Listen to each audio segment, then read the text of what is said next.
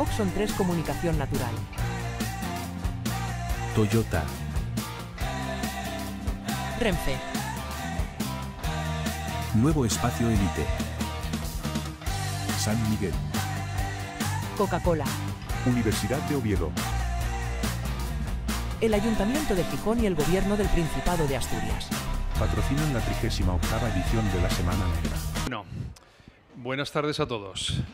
Con la de hoy damos inicio al ciclo ya habitual, porque creo que vamos ya por la 10ª edición de este aula parauniversitaria que organizamos desde la Universidad de Oviedo, desde el Vicerrectorado de Extensión, con charlas de personas que vienen del ámbito de la investigación en cualquier disciplina y que asumen el riesgo de venir a este espacio híbrido, mestizo y extraacadémico a contar sus investigaciones y a demostrar que lo que hacemos en la universidad tiene utilidad y además despierta interés público, ¿no?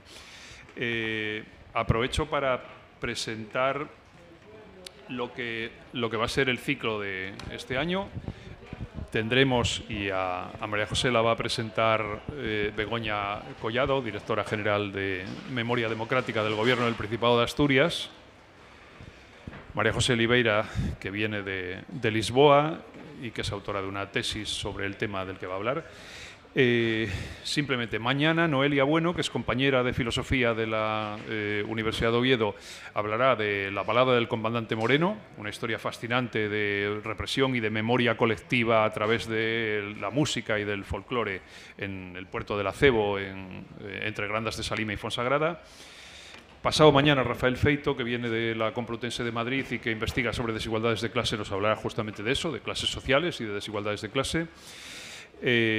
El viernes, Miguel Martínez, que a pesar de su nombre es profesor de la Universidad de Chicago, hablará del siglo de oro y de las lecturas posibles del siglo de oro español, de la época, digamos, cuando en sus dominios no se ponía el sol, las lecturas posibles para la izquierda. Y finalmente, el sábado, Susana Fernández, que es investigadora de la Universidad de Oviedo y que investiga cambio climático en proyectos en la Antártida, nos vendrá a hablar justamente de eso, de proyectos de investigación antártida y de cambio climático. Yo soy meramente el coordinador y no gasto más tiempo. Le paso la palabra a Begoña Collado, que, como dije, es directora de Memoria Democrática del Gobierno asturiano y que va a hacer de presentadora de María José Oliveira. Hola. Gracias, Rubén. Buenas tardes a todas, buenas tardes a todos. Bueno, es un placer por parte de la Dirección de Memoria Democrática del Principado poder participar en este tipo de charlas y en este tipo de actos. Dar las gracias a Rubén por invitarnos y sobre todo pues, por tener la oportunidad no solo de estar en este espacio de la Semana Negra, sino de poder compartir y escuchar a María Jesús. Yo sé que todos venís a escucharla a ella, por lo tanto es importante que le dejemos a ella el mayor tiempo posible y después de que ella termine su intervención, seguro que muchos de los que estáis presentes le queréis hacer preguntas y bueno, pues eso formará un poco parte del tipo de acto que queremos de hacer, que es al final un acto de transmisión de memoria.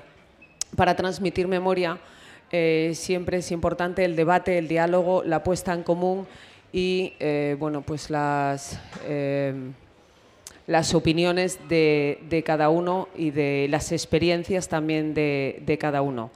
La conferencia que nos va a dar hoy María Jesús Oliveira nos va a relatar sobre esa presencia de los portugueses en la lucha antifascista en España.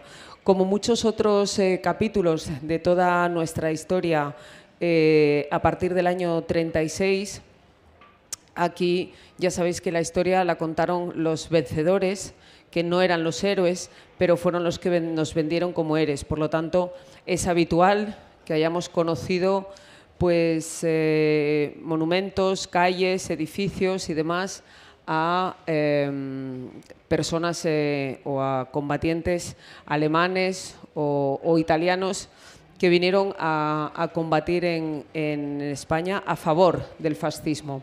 Pero los que vinieron a luchar en contra del fascismo, lo mismo que los luchadores y las luchadoras españoles y españolas, bueno, pues quedaron en ese lado oculto de la historia, y es importante reivindicar siempre que su lucha era la de los verdaderos héroes, aunque nos la hayan durante los últimos 80 años contando en la forma contraria. Yo creo que vamos a aprender muchísimo hoy escuchando a María Jesús de cómo esos luchadores portugueses republicanos también fueron víctimas del franquismo. Sin más, yo creo que te voy a dar la palabra, María José, perdón. María José. Y luego eso, pues cuando ella termine os vamos dando palabra por si alguien quiere intervenir. Muchas gracias.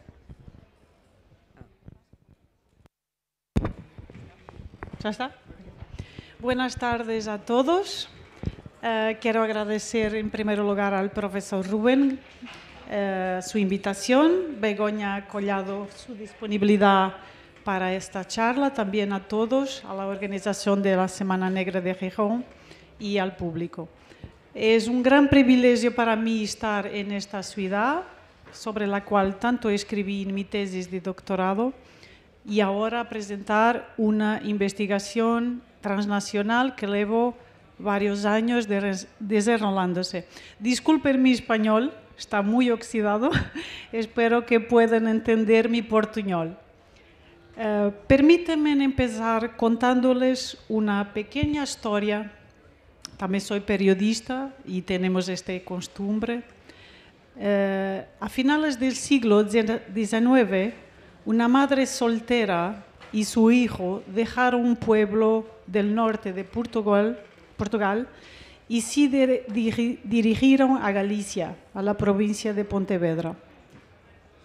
El niño creció en Pontevedra, no fue a la escuela, empezó a trabajar de pequeño y más tarde se casó y tuvo una hija. Unos años después, enviudó, se volvió a casar y tuvo 2 hijos más. La familia vivía ahora en Vigo. Entre 1922 y 1924, este hombre, Antonio, ya vivía en Asturias, en Olloniego. Poco después, trabajaba como minero en la mina Artemisa. Se afilió al sindicato minero de UGT y en 1926 tuvo un hijo, Emilio, con una viuda de Olloniego, Felisa, que tenía ya 2 hijos. Años después adoptaron otro. En octubre de 1934, Antonio participó en los asaltos a los cuarteles de la Guardia Civil en Olloniego y Manzaneda. Tras la revuelta, su hijastro Emiliano fue sacado y paseado. Tenía 23 años. Antonio fue arrestado, procesado en un consejo de guerra a finales de 1934 y condenado a 15 años de prisión. En julio de 1936, Antonio ya era libre gracias a la amnistía concedida por la Frente Popular. Tenía 46 años, pero él mismo creía tener 50, porque desconocía su fecha de nacimiento. Ante el golpe militar de julio, y cuando ya no podía unirse a las milicias, se afilió al Comité de Guerra y Abastos de Olloniego. Su esposa, Felicia, murió durante un bombardeo al hospital de Oviedo durante el cerco de la ciudad. Menos de 2 años después, en febrero de 1938, Antonio fue arrestado en su domicilio por fuerzas nacionalistas y conducido al cárcel modelo de Oviedo. Iba a ser procesado por rebelión militar. Durante la investigación, la Guardia Civil local testificó a su favor, afirmando que no había intervenido en nada, pero que era izquierdista. El Tribunal Militar no tuvo en cuenta ninguna de estas alegaciones. Antonio fue condenado a muerte el 15 de marzo de 1938, junto con otros 4 acusados, procesados. Todos fueron indultados por Franco, excepto Antonio, quien fue fusilado junto con un minero, un limpiabotas y un jornalero, todos asturianos, en la madrugada de 30 de mayo en el cementerio de San Salvador de Oviedo. No se había despedido de sus 3 hijos, Elvira, de 18 o 19 años, Emilio, de 12, y Luis, de 13, quienes solo se enteraron de la muerte de su padre cuando Elvira intentó visitarlo esa mañana en el cárcel. Elvira se lo contó a sus hermanos y Emilio salió de casa, rumbo a Oviedo, subió la colina hasta el cementerio y buscó desesperadamente a su padre entre los cuerpos de los fusilados que yacían en el suelo y aún no habían sido enterrados. No lo encontró. Una parte de esta historia conocí a través de mi investigación y la otra a través de la nieta de Antonio, María del Carmen, que está aquí. Mucho gusto en conocerla. 85 años después de la muerte de su abuelo, María del Carmen Barbosa, hija de Emilio, leyó la causa judicial de Antonio, su abuelo, por la primera vez. Nos correspondemos y en uno de los correos electrónicos ella escribió: me duele y me duele leerlo, pero me dignifica y me hizo más consciente de la libertad y aún más orgullosa de él. Ahora, María del Carmen es la guardiana familiar de los recuerdos de las memorias de Antonio Barbosa Fiuza. Muchas gracias, María del Carmen, por todo. Muchas gracias. Muchas gracias, muchas gracias. La historia de Antonio Barbosa es solo una entre miles de otras que han caído en el olvido hasta nuestros días y que cuentan cómo los emigrantes portugueses participaron en la guerra civil, en las trincheras o en otras formas de resistencia civil, y cómo fueron víctimas del franquismo. El título de esta charla es el lema que aparecía en las hojas de ingreso de las milicias republicanas y representa muy bien la participación de los portugueses en la defensa de la República. Unidos vencemos al fascismo, luchando por una sola causa.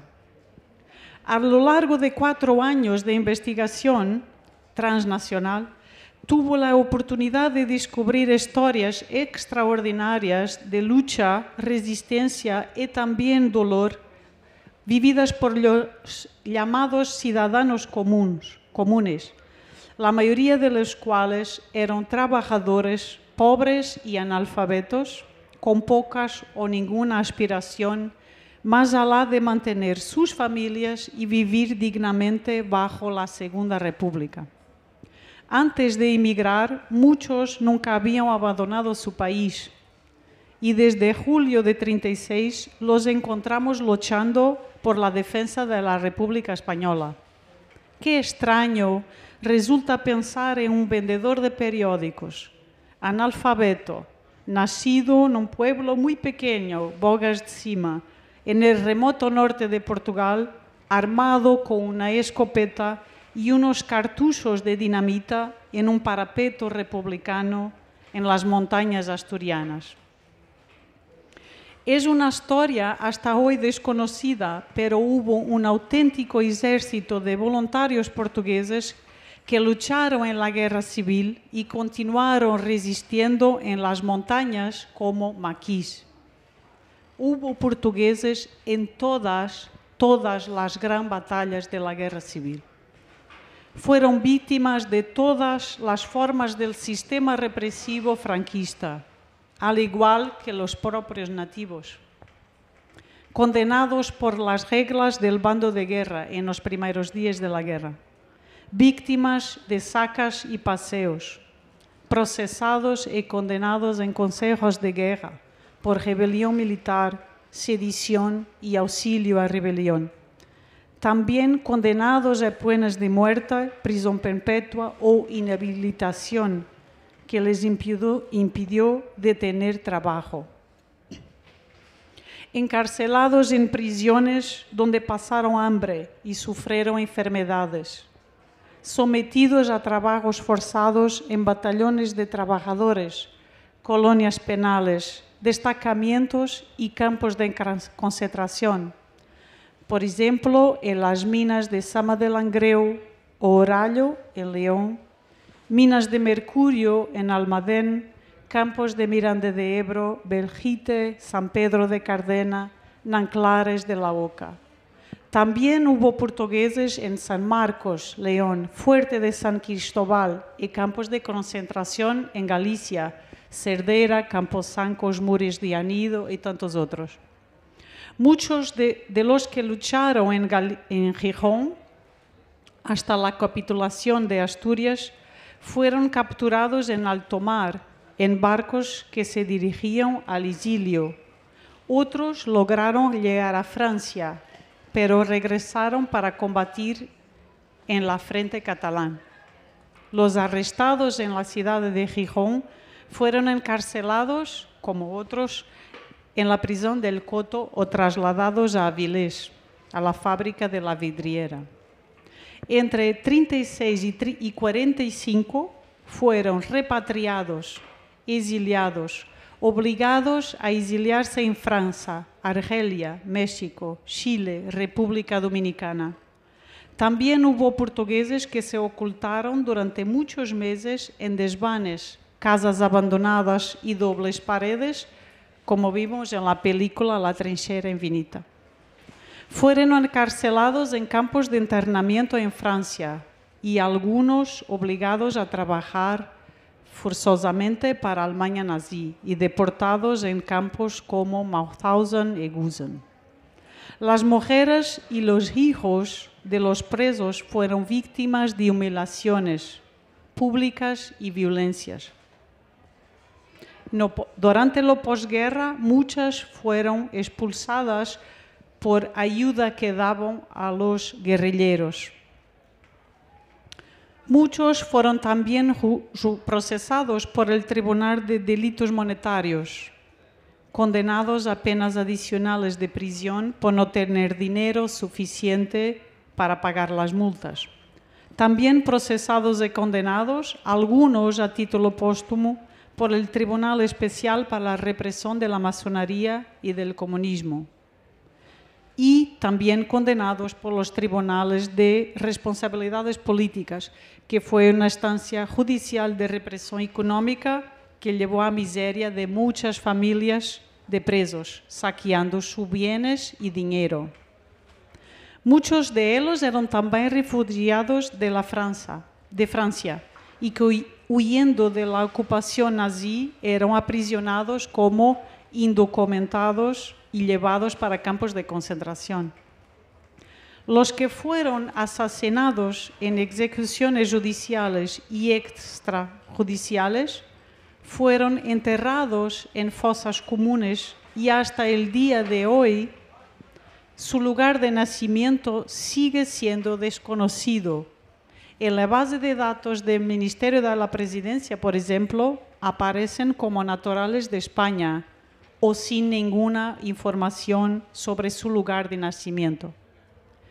En Asturias, muchos de los que fueron a combatir en las milicias republicanas ya habían participado en la sublevación obrera de 34.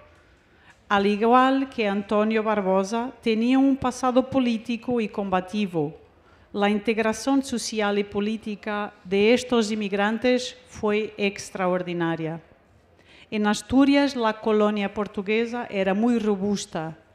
Se habían establecido principalmente en las cuencas mineras del Caudal y del Nalón desde la década de 20, aunque también vivían en Gijón y en los suburbios de Oviedo.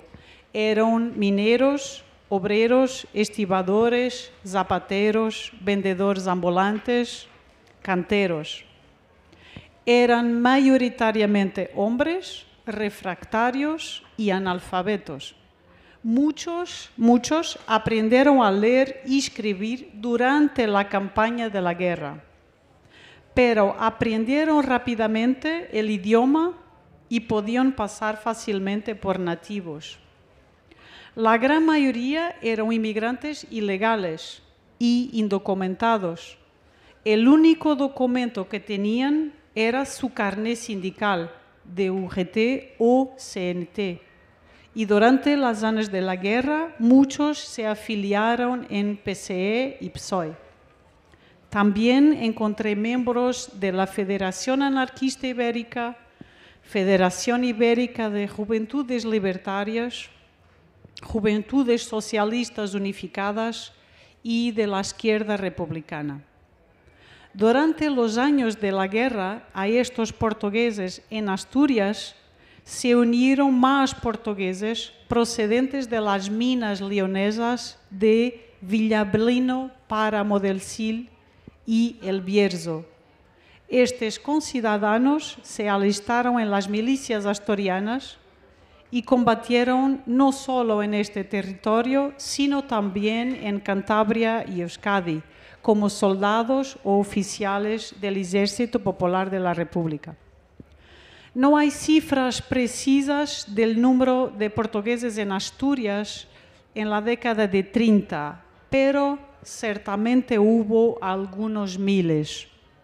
Nótese que en las estadísticas publicadas por la Dirección General de Seguridad en 41 sobre los extranjeros expulsados de toda España desde 37, los portugueses estaban siempre en primer lugar, en gran número y muy alejados de otros como los franceses e ingleses, por ejemplo. Era, por tanto, una colonia vasta y estaba muy dispersa por todo el país. Finalmente, cabe destacar que, a pesar de las purgas documentales llevadas a cabo por el fascismo español, aún es posible conocer más sobre la represión franquista y la historia de la inmigración económica que luchó, sufrió y murió entre 36 y 45. Conocerlas también es urgente para combatir las narrativas ficticias que existen en España y Portugal sobre las dictaduras ibéricas y que están emergiendo peligrosamente en Portugal. Estos portugueses y portuguesas deben ser reconocidas como víctimas de la guerra y del franquismo, y junto con esta rehabilitación moral, sus descendientes deben poder solicitar la anulación de las sentencias de los tribunales militares y franquistas. Esta es la única justicia posible. Termino aquí. Quiero agradecer una vez más la invitación de estar aquí, también al público. Y estoy disponible para comentarios y preguntas, claro. Muchas gracias.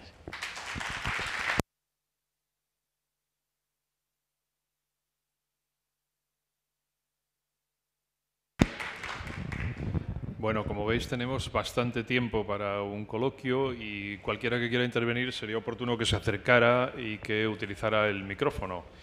Si levantas el asiento, que tienes pillado el cable. Vale. Ya.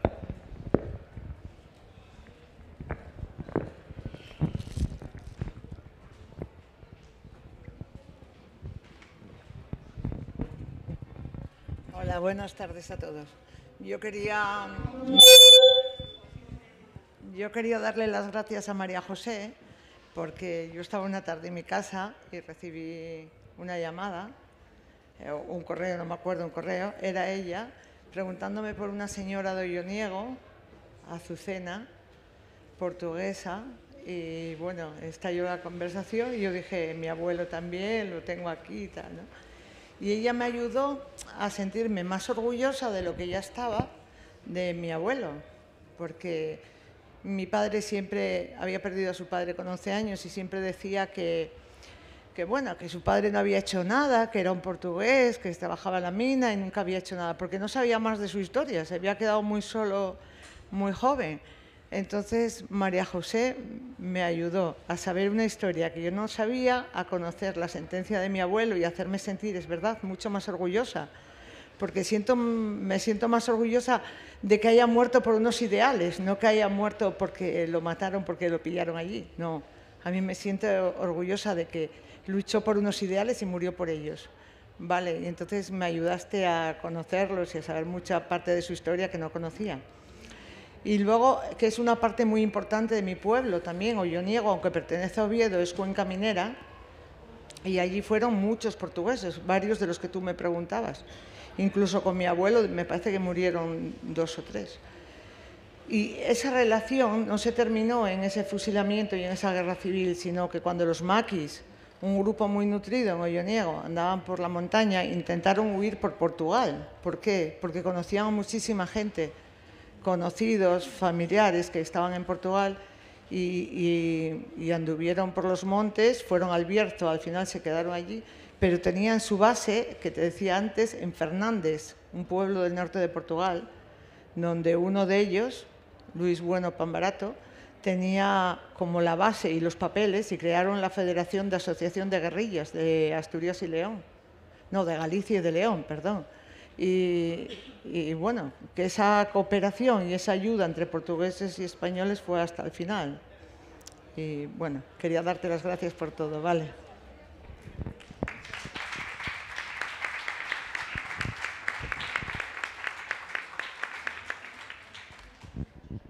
Nadie estará en condiciones de competir con lo que representa este testimonio, pero seguro que alguien más querrá decir algo.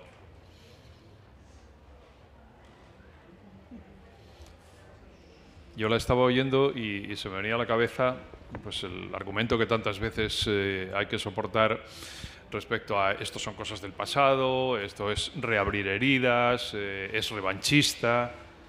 Y cuando te das con gente que pertenece a esa memoria o que tiene esa memoria presente, no encuentras nada de todo eso, ¿no? Eso solo puede ser dicho desde la ignorancia y desde la mala fe. Pero lo que encuentras es justamente gente que se siente reconfortada de hacer memoria, de reivindicar a los suyos, de reconocer a los suyos y de saber, porque muchas veces ni siquiera sabían. Y estoy pensando en personas que conocí en el final de sus vidas con deterioro cognitivo. Cuanto más perdían la cabeza, más las obsesionaba su padre maestro de la República en una fosa fuera de Burgos, o el padre de Marcolina Argüelles, que nunca supo, aunque fue exhibido públicamente, nunca supo dónde lo habían enterrado, y obsesionó su vejez esto, ¿no? Para que luego digan que investigar estos temas es revanchismo o es escarbar huesos. No son huesos. Sí, aplaudan, aplauso, aplauso.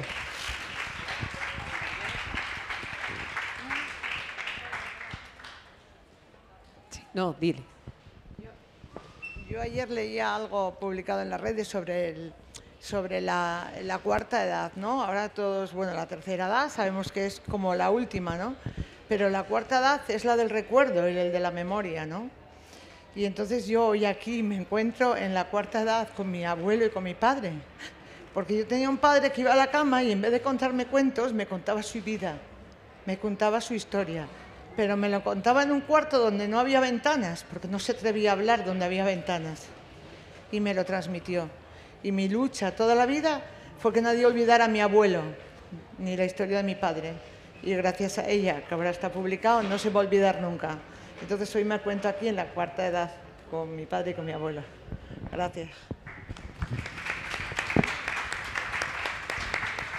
Como tantas veces repitieron las madres y las abuelas de Plaza de Mayo, no están muertos, viven en nuestra memoria. Bueno, yo quería decir un poco lo que decía antes, ¿no? Yo creo que llevamos muchísimos años, desde el 39 que terminó la guerra, escuchando la historia de los vencedores, ¿no? Y ahora que estamos en unas condiciones en las que más población, de forma más abierta, en todos los puntos del país, reclama políticas de memoria y se hacen más cosas de memoria, no es algo como tan local como pasaba a lo mejor hace algunas décadas. Yo siempre digo que no solo la dignidad que se trae a familias como la vuestra y en el caso concreto, siempre es mucho más emotivo cuando se cuenta una historia en particular, como el fascismo, como el golpe de Estado, como la represión fascista truncó la vida de una persona o de una familia. Siempre es mucho más emotivo que cuando hablamos en líneas generales y en grandes datos, pero no solo los que lo tenemos en la familia y lo podemos vivir en la persona, sino que las personas que somos, que defendemos esos mismos ideales, que somos progresistas, que somos demócratas y que queremos que eso sea los cimientos de nuestra sociedad, la mayor reivindicación y el mayor homenaje que les podemos rendir a todos los que sufrieron y padecieron, y muchos de ellos murieron, perdieron la vida asesinados, es contar su historia, ¿no? Hemos estado obligados a callarla, hemos estado obligados durante muchas décadas, durante el fascismo, a contar los horrores de los rojos. Aquí Gijón acaba de ser testimonio hace apenas un mes de unas placas que querían colocar en el cementerio de Jove en el que se referían al terror rojo, una nueva episodio, digamos, que quieren seguir taladrando, ¿no? Seguir blanqueando su historia, seguir dando argumentos a lo que nos han venido contando desde el triunfo del golpe militar. Yo creo que ese ejercicio de divulgar todas las personas que, comprometidas con unos ideales, fueron capaces de sacrificar todo, de entregarse a todo en esa defensa, yo creo que el homenaje que mejor les podemos rendir es seguir reivindicando lo mismo, poner sus nombres en la historia y agradecer que su lucha es lo que nos ha dado la realidad que hoy podemos vivir y la democracia que hoy podemos vivir. Quería apenas decir que si vosotros, este es un trabajo de investigación que está en curso, progrediendo. Entonces, para toda España estoy haciendo una base de datos que ya tiene casi 3.500 personas, entre hombres y mujeres de todas las edades. Quería progredir en esta investigación, por tanto, es muy importante para mí conocer, si posible, claro, los descendientes de estas personas. Muchos de ellos, como María del Carmen, no conocían totalmente la historia de sus antepasados. Muchos no saben siquiera que su abuelo ha luchado por la República. Y por tanto, para mí es muy importante que si vosotros conocéis algún descendiente de portugués, por favor, hacen preguntas o cualquier cosa que sea posible llegar a estas historias que son muy importantes, porque estamos tratando de personas que no son exiliados políticos, no son emigrantes políticos, son ciudadanos comunes que ya vivían en Asturias, en Galicia y en otros territorios desde los años 20, no pos Primera Guerra Mundial, sobre todo. Y por tanto son los olvidados de la historia, porque son inmigrantes económicos, son personas pobres, no son de partidos políticos. Entonces, muchas veces estas personas quedan en un lugar más recóndito de la historia. Para mí es importante contar estas historias y ha sido eso en mi tesis de doctorado para Galicia y para Asturias, porque la historia de cada uno es muy importante, es crucial para entender el contexto entero, el contexto total. Creo que es a partir de pequeñas historias individuales que se entiende mejor la historia grande.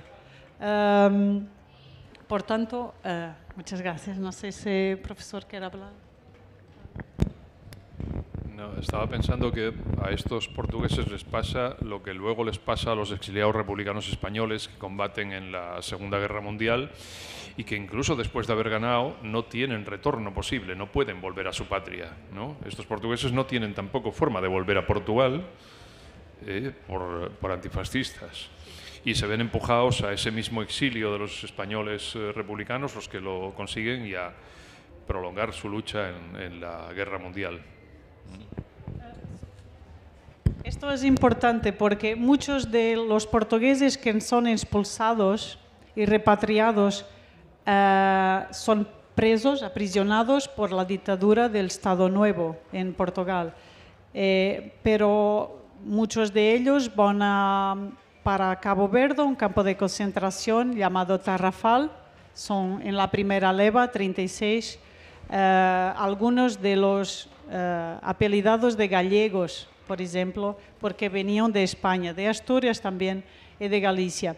Por tanto, lo que acontece es que muchos de ellos que son repatriados vuelven a España clandestinamente en 40-41, porque tenían aquí sus familias, tenían sus hijos y querían vivir aquí. Entonces, muchos viven clandestinamente esperando no ser capturados, sin papeles, claro, indocumentados, hablando perfectamente castellano o los idiomas locales, y más vuelven. Por tanto, no querían quedarse en Portugal.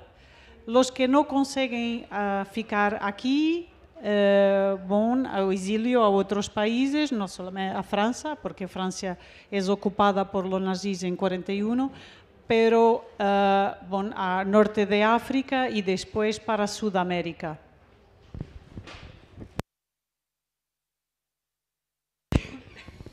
¿Alguien más que quiera intervenir? Yo estaba recordando ahora a una persona a la que tuve oportunidad de entrevistar como víctima de torturas, a Gerardo del Portu. Gerardo Díaz Solís era hijo de prófugos de la Primera Guerra Mundial, es decir, sus padres habían venido huyendo del reclutamiento, del alistamiento en la Primera Guerra Mundial. Él luego fue minero en la cuenca del Nalón y uno de estos resistentes de los tiempos heroicos, ¿no?, que sufrió torturas brutales en el año 58. Bueno, para todos era el Portu, y hasta hace pocos años, porque vivió hasta hace muy pocos años, conservó esa huella del origen portugués.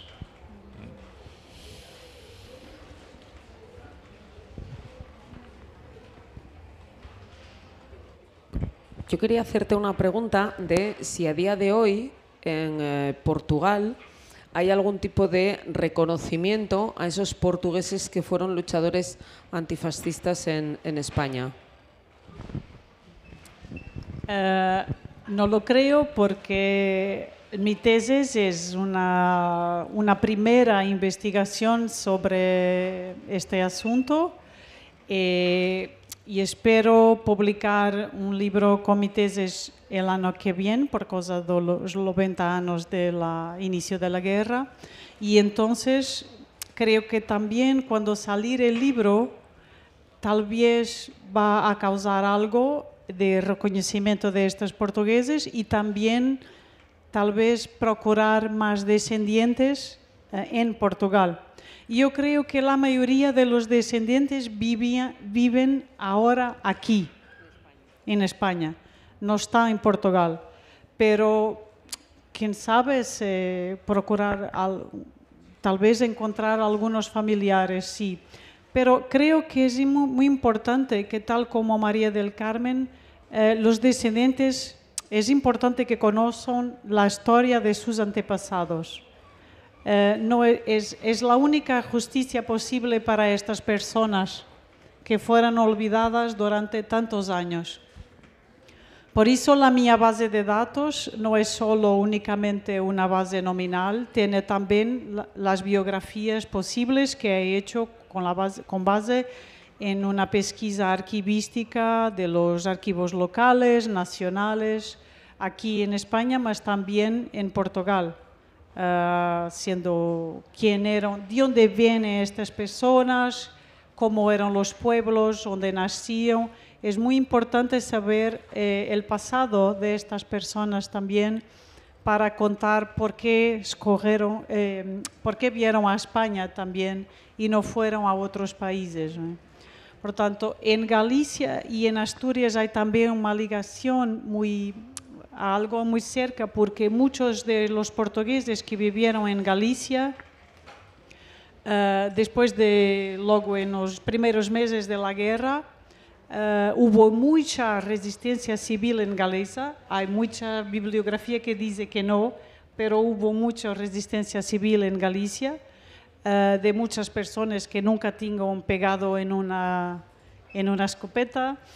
Y muchos de ellos quieren continuar a combatir y ven para España en columnas paramilitares que vienen por ejemplo, para el cerco de Oviedo, para ayudar las milicias locales asturianas a hacer el cerco de Oviedo. Pero también venían aquí a Gijón y a otras zonas de Asturias.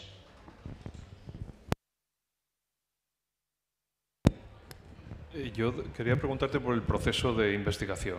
La primera vez que contactaste conmigo y la primera vez que firmé papeles para acogerte en la universidad, lo que me parecía más difícil es cómo rastrear esos nombres y cómo rastrear esas vidas, ¿no? Es muy complicado, de gente que está desarraigada, que fue represaliada, que desapareció muchas veces sin dejar rastro, que a veces los apellidos están españolizados, con lo cual tampoco es tan fácil, porque un Fernández se convierte en Fernández y parece asturiano, pero realmente no lo era. Localizar a las familias es muy difícil porque, como dices, son inmigrantes, con lo cual es todo muy complicado. Y hay un proceso ahí de rastreo, de pesquisa en el sentido castellano y en el sentido portugués, ¿no? Que parece muy laborioso. Sí, el proceso de investigación para mí ha sido lo más difícil, porque las afinidades de la lengua tornó este proceso muy complicado. Prácticamente todos los inmigrantes españolizaron sus nombres y apellidos. Por tanto, con excepción tal vez de Silva, que es muy portugués. Pero casi todos han españolizado sus nombres y la integración ha sido muy buena porque aprendieron muy fácilmente la lengua, entonces hablaban como nativos, entonces casaron con mujeres galegas o asturianas, los hijos nacieron aquí. Por tanto, es muy difícil, ha sido lo más difícil para mí. Por tanto, yo creo que hay muchos más portugueses que nosotros nunca vamos a saber, si las familias no saben, nosotros nunca vamos a saber que son portugueses que lucharon o que combatieron o que resistieron durante la guerra, porque es muy difícil procurar a estas personas. Muchas veces, para yo saber que una persona ha nacido a Portugal, tenía que cruzar información de 3 o 4 archivos. Es muy complicado, es muy lento, es una investigación que es muy morosa. ¿Morosa? No monótona, es lenta, es muy gradual. Entonces, creo que ha sido lo mayor obstáculo de la investigación ha sido ese. Por ejemplo, en Salamanca, en el Centro Documental de la Memoria Histórica, muchos de los brigadistas portugueses están en los catálogos como siendo españoles, como naciendo españoles. en las bases de datos de las fosas comunes es igual, como siendo españoles o como siendo nacidos en los pueblos en que vivían. Por tanto, es complicado, pero es un trabajo posible de hacer, mas es muy lento y exige muy paciencia, creo que.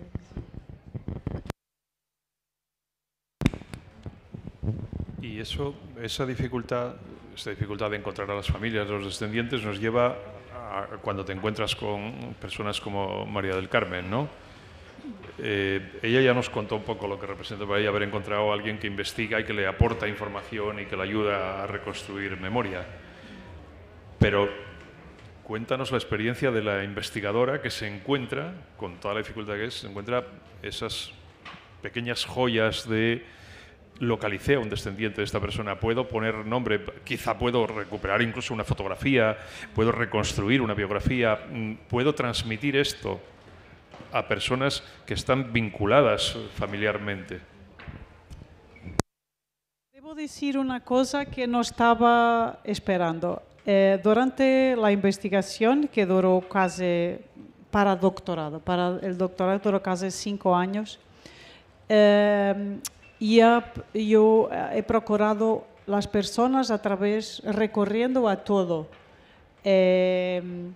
alcaldías, periódicos, todo locales, instituciones, etcétera, y también a través de las redes sociales. Las redes sociales, en este caso, fueron importantes para mi investigación, porque María del Carmen conocí a través del Facebook. Ella me ha hablado en otra persona, una mujer que ha combatido en la resistencia anarquista, pero su hijo no quería hablar conmigo. Eso es importante también, porque hay descendientes que no quieren hablar sobre el pasado de sus padres y de sus abuelos. También hay, claro. Para mí es un poco sorprendente, pero comprendo totalmente. Pero el problema es que envié muchos emails a través de correo electrónico a muchas instituciones locales, centrales, nacionales, etc. Y nunca ha recibido contesta.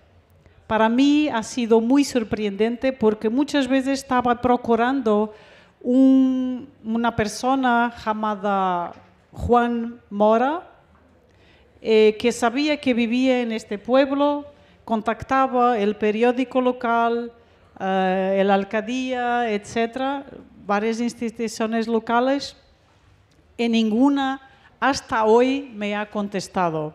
Entonces, para mí fue un poco extraño, porque yo solamente estaba procurando una persona o dos, pero hasta hoy no me ha contestado. ¿Sabes explicar eso? Sí. En muchas instituciones es principalmente por una falta de interés. Directamente no se contesta, pero bueno, pasa en el ámbito de tu investigación y posiblemente de muchísimas más. Y en otras es porque realmente hay mucho desorden y mucho desconcierto en toda la documentación que tiene que que va después del golpe de Estado y a posteriori. Y sobre todo ya si estamos hablando de gente, pues eso, que venía de otro país, que tenía otra nacionalidad. Es bastante, incluso a nosotros tenemos ahora mismo en la dirección varios casos de cuerpos que tenemos bastantes indicios de que pueden ser personas asturianas que están exhumadas en Galicia. Tenemos un montón de datos y nosotros mismos, siendo una institución, picamos a las puertas de otras instituciones buscando ayuda para rastrear familiares, para poder traer esos restos, hacer una identificación genética con familiares vivos, si encontramos a familiares, y poder traer esos restos a Asturias, y nosotros mismos nos encontramos o que simplemente no nos contestan, o en muchos casos, aunque hay una intención de contestar, no hay archivos, muchos están destruidos, otros están totalmente desorganizados, y organizarlos y poder recabar esa información conllevaría que tiene que haber un personal especializado y que hay que hacer un incremento presupuestario y todas estas cosas que normalmente nunca se aplican a los temas de investigación en memoria democrática. ¿Y crees que sobre los inmigrantes hay menos interés? En general, creo que vivimos, yo creo que me corrija Rubén, que seguramente sabe mucho más en esto que yo. Yo creo que hubo muchas décadas en las que hubo ningún interés en documentar las biografías de los luchadores antifascistas. Si eran asturianos, malo, y si eran portugueses, pues igual menos. Pero en general había poco interés en documentar ese tipo de biografías y las hazañas que habían conseguido y las luchas que habían hecho, incluso todo lo contrario, ¿no? De favorecer el destruir pues sus datos, su información, sus vidas en general. Pero seguramente que Rubén lo tiene mucho más trabajado, más investigado. No tengo mucho que aportar a eso. Es decir, yo creo que particularmente siendo portugueses todavía tienen un déficit mayor de atención porque a pesar de lo que decía Siniestro Total, de menos mal que nos queda Portugal, muchas veces Portugal es un país del que vivimos completamente a espaldas, ¿no? Por la simple razón de que los portugueses eran un poco más pobres que nosotros, que éramos bastante pobres en el contexto europeo, ¿no? Ese era todo el crimen que habían cometido los portugueses, ser un poco más pobres que nosotros. Y eso nos hizo desconocer, despreciar, ignorar y olvidar a Portugal. Incluso cuando en épocas más recientes nos contamos a nosotros mismos nuestra transición democrática, muchas veces la revolución de los claveles no aparece, no existe. ¿Cómo no va a tener impacto la revolución de los claveles en la transición española? ¿No? Lo tiene en todas partes, en todos los órdenes, ¿no? También en la gente del propio régimen que ve cómo se arrincona a los policías de la PIDE, que ven cómo son arrinconados en las calles de Lisboa los policías de la policía política. ¿Cómo no va a impactar eso sobre el personal del régimen o sobre la policía franquista, ver lo que está pasando a las puertas de su casa? ¿O cómo no va a impactar sobre, estoy pensando en un librero de Oviedo que se cogió una Vespa con un amigo y se fueron a ver cómo era la libertad en el verano del 74, y que siguió yendo todos los años de su vida a Portugal desde el 74.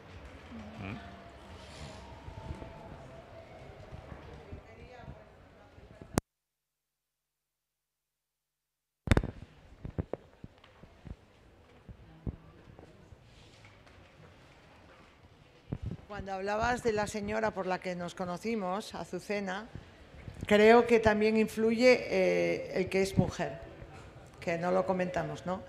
Pero las mujeres que lucharon en la guerra fueron muy mal miradas y luego muy maltratadas. O sea, aquella que andaba con un mono por el monte luchando y tenía los hijos tal, por lo menos en mi pueblo, en Olloniego, donde hubo muchas mujeres guerrilleras, y entonces fueron muy mal miradas, y como en el caso de Azucena, a la que yo conocí, que luego vivió hasta entrados los 70 o por ahí, pues siempre tenían como aquello, como un estigma, ¿no? Habían sido luchadores, o fulanita estuvo en la guerra y dejó a los 7 hijos solos, ¿no? Y entonces los estigmatizaron. Entonces hicieron a los hijos y descendientes sentirse un poco avergonzados de ellas. Por eso quizás le cuesta hablar contigo. Pero bueno, lo conseguiremos.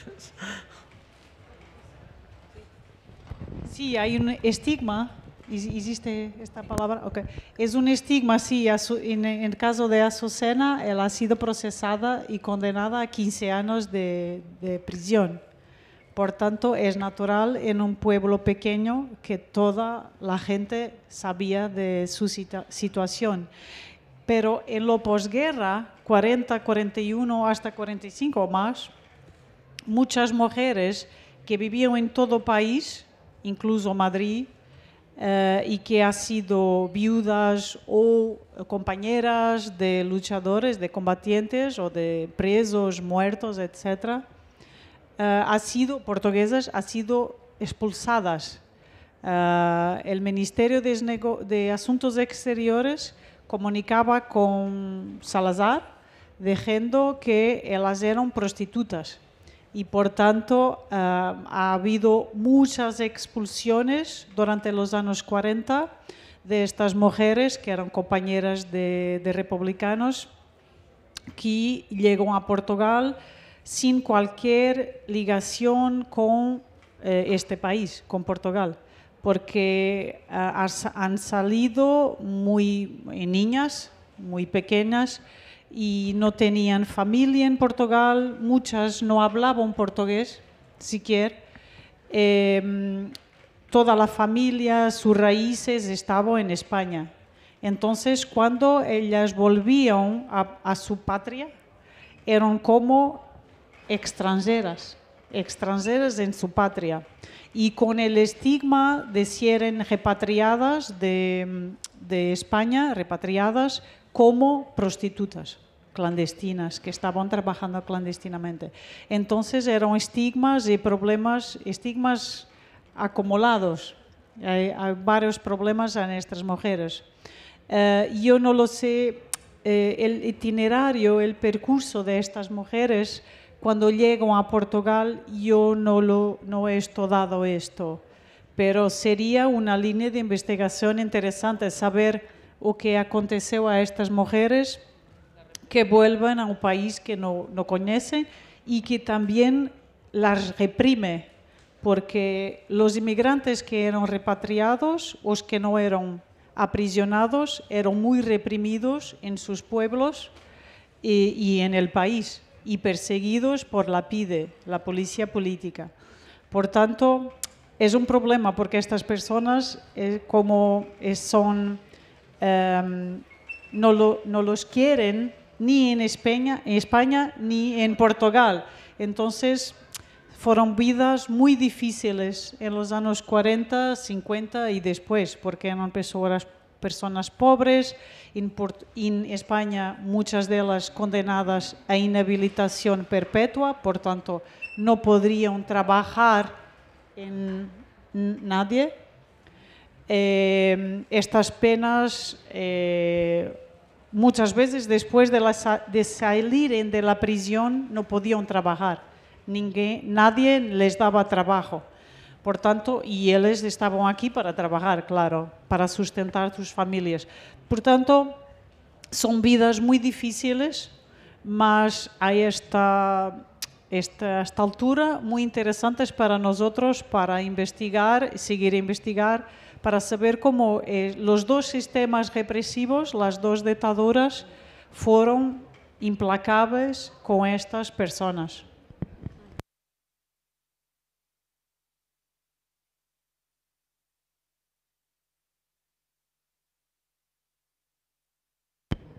¿Alguien más tiene alguna pregunta, alguna reflexión, algo que nos quiera compartir?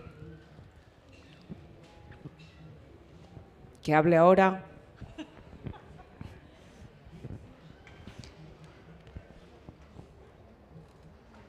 Yo creo que lo dejamos, ¿no? Nos despedimos. Pues entonces levantamos el campamento. Gracias. Oxon 3 Comunicación Natural. Toyota. Renfe. Nuevo espacio Elite. San Miguel. Coca-Cola. Universidad de Oviedo. El Ayuntamiento de Gijón y el Gobierno del Principado de Asturias. Patrocinan la 38ª edición de la Semana Negra.